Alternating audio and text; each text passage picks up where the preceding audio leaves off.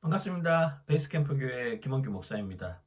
오늘 이 아침에 함께 묵상할 말씀은 신명기 3장 23절에서 29절까지의 말씀입니다. 신명기 3장은 모세의 마지막 여정을 우리에게 보여주고 있습니다. 삶의 여정의 모든 순간 가운데 하나님이 함께 하셨던 그 모세의 마지막 퍼즐이 맞춰지는 것 같은 이러한 모습을 우리에게 알려주고 있는 것이죠. 모세의 일생은 어떤 삶이었습니까? 모세는 태어나는 순간부터 버림받아야 하는 삶이었습니다. 근데 그 버림이 오히려 하나님의 인도하심이라고 하는 것을 우리는 지금 알 수 있습니다. 버림받았던 그 모습, 갈대 상자에 놓여서 나일강에 흘려보내졌던 그 삶. 그런데 거기도 뜻밖에도 바로의 공주가 목욕을 하고 있고 모세를 자기의 왕궁으로 데려가는 놀라운 일이 벌어집니다. 인간적으로 생각할 때는 할 수 없는 일이죠. 안 되는 일이죠. 그냥 나일강에서 전전긍긍하다가 죽을 수밖에 없는 삶이었습니다. 그래서 모세라고 하는 이름이 생겨나는 것 아니겠습니까? 물에서 건져내었다.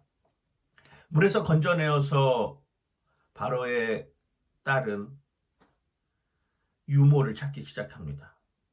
그리고 뜻밖에도 어머니가 유모로 들어가게 되는 것이죠. 어머니가 유모로 들어간다라고 하는 것, 모든 사랑을 거기에 쏟을 수 있는 여건이었습니다. 신앙교육 할 수 있는 여건도 있었고, 가정교육 할 수 있는 여건도 있었고, 이 사람이 히브리 동족이라고 하는 것도, 그 다음 이 사람이 하나님의 자녀라고 하는 것도, 하나님의 인도하심을 따라서 살아가야 되는 삶의 여정이라고 하는 것도 모세에게 전수할 수 있었던 시간입니다. 그 세월이 무려 40년입니다. 40년의 삶 가운데 자신이 히브리 동족임을 깨닫고 다른 사람들이 히브리 동족을 죽이는 모습을 보면서 분노하고 그리고 살인을 저지르게 됩니다. 이때 인생이 끝나는 줄 알았습니다. 그렇지 않습니까? 다른 사람을 죽이고 물론 왕자니까 그 당시의 삶의 상황 속에서 한 명 정도는 죽일 수 있죠. 이게 뭐 그리 큰 대단한 일 아닐 수도 있잖아요. 그런데 그것으로 인하여서 그는 왕궁에서 나와서 40년을 광야에서 보내게 됩니다. 그 40년의 광야의 생활 동안에 하나님은 어디 계셨는지 정말 보이지 않는 모습과도 같은 그러한 여건이었습니다. 80세의 떨기나무 아래에서 하나님의 세미한 음성을 듣고 그것에서 진정으로 하나님을 만나고 그의 삶은 다시금 완전히 다른 삶으로 시작됩니다. 인생의 3부가 시작되는 것이죠. 하나님을 만났으니까 이제는 그냥 별 탈 없이 잘 지내는 줄 알았습니다. 그런데 그것이 아니었습니다. 모세에게 주어진 사명은 200만의 이스라엘 백성들을 이끌고 애굽에서 나와서 가나안 땅으로 가는 여정입니다. 그 여정 또한 순탄한 여정이 아니었습니다. 가기 시작할 때부터 그 가는 여정이 맞춰지는 오늘의 이 순간까지를 보더라도 그 삶은 끊임없이 동족들의 원망을 샀고 형뿐만 아니라 자기와 함께하는 모든 사람들의 비난의 대상이 되기도 하였습니다. 하나님의 말씀을 받는 순간에는 밑에 있는 사람들이 금송아지까지 만들어서 그 돌판을 깨버리는 이런 일까지 일어나는 것이죠. 이제 마지막 여정을 다하고 이제 가나안 땅을 강 하나만 건너면 갈 수 있는 상황입니다. 이 삶을 돌아보면 모세 이 삶 참 애썼다. 그래도 하나님이 마지막까지 인도해 주셔서 여기까지 왔구나라고 하는 것을 볼 수 있는 대목입니다. 오늘 읽었던 신명기 3장 26절 말씀은 이렇게 표현합니다. 여호와께서 너희 때문에 내게 진노하사 내 말을 듣지 아니하고 내게 이르시기를 그만해도 족하니 이 일로 내게 말하지 말라. 그만해도 족하다라고 하는 것입니다. 됐다 모세야. 너 애썼다. 여기까지만 해라. 요단 서편 저쪽 가나안 땅은 내가 이미 여호수아에게 다음 세대들에게 허락해 주셨으니 너는 이만하면 좋다. 앞으로 이 일로 나에게 더 기도하지 말아라 라고 이야기를 하고 있는 것이죠. 모세의 입장에서는 황당하기 그지없습니다.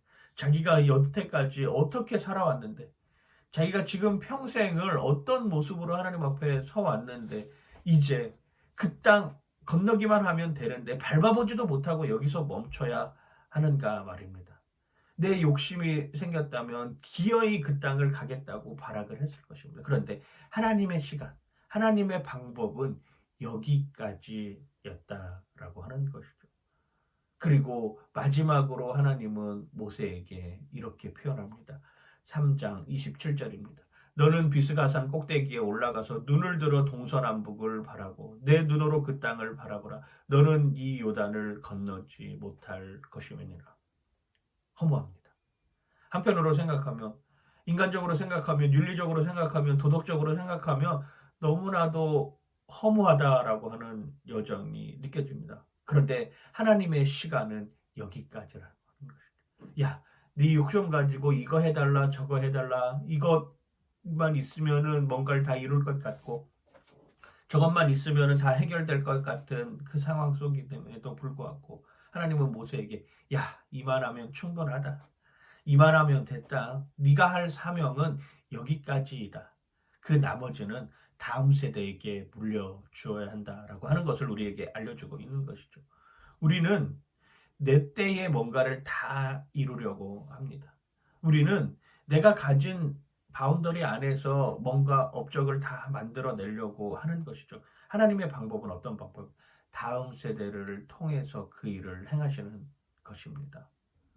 모세의 어머니가 유모로 들어가 모세를 양육하면서 모세 자신 어머니의 욕심이 아닌 하나님께서 함께하여 주시는 다음 세대를 위해서 모세를 길러냈던 것처럼 모세는 이제 비스가산 꼭대기에서 가나안 땅을 바라보면서 하나님께서 나의 삶은 여기까지 만들어 놓으셨고 이제는 여호수아를 통하여서 이 땅이 새로워지길 바라는 삶의 여정으로 우리에게 오늘도 이야기하고 있는 것이죠. 그렇습니다. 우리의 삶에 우리의 욕심은 끝이 없습니다. 우리가 사명자로 살아가는지 아니면은 욕심 있는 삶으로 살아가는가 하는 것은 그 사람이 마지막 때를 보면 알 수 있습니다. 모세를 향한 하나님의 시간은 여기까지였습니다. 윤리적으로, 도덕적으로, 인간적으로 생각하면 허무하다고도 느낄 수 있습니다. 그러나 모세를 향한 하나님의 시간은 여기까지였던 것이죠. 우리는 그 사람의 끝을 보면 그것이 사명이었는지 아니면 자기 욕심이었는지 분명하게 알 수 있습니다. 아름답게 생애를 마무리하는 일은 쉽지 않습니다. 위대한 사명자라고 할지라도 마지막까지 그 사명을 완수하고 무대 뒤로 퇴장하기는 힘들 것이죠. 그런데 하나님이 여기까지 이만하면 됐다라고 하는 것은 어쩌면 그 사람에게도 그리고 우리에게도 은혜라고 하는 것이죠. 우리는 오늘도 그러한 모습으로 살아가야 되는 것입니다. 하나님, 이만하면 족합니다. 주님, 여기까지면 충분합니다. 나의 달려갈 길을 다 달리고 난 후에 내 달려갈 길을 다 마친 이후에 나는 주님께서 주시는 그 생명의 면류관을 받겠습니다라고 고백했던 사도 바울의 고백처럼 말입니다. 주님의 때와 주님의 시간은 주님은 알고 계십니다. 그러나 그 시간을 자꾸 내 욕심으로 채우려고 하는 우리의 삶에서는 벗어나야 된다라고 하는 것을 기억하시면서 오늘 하루도 주님 안에서 승리하는 여러분들 되시길 주님의 이름으로 간절히 축원하고 축복하며 특별히 코로나 바이러스로 힘들어하는 우리의 삶의 여정 가운데 우리의 다음 세대들, 우리의 자녀들이 하나님 앞에 올바로 설 수 있도록 우리의 몸과 마음과 영혼과 시간을 그들에게 쏟아야 할 것입니다. 그런 모습으로 오늘 하루도 승리하는 여러분들 되시길 주님의 이름으로 간절히 축원하고 축복합니다. 파이팅!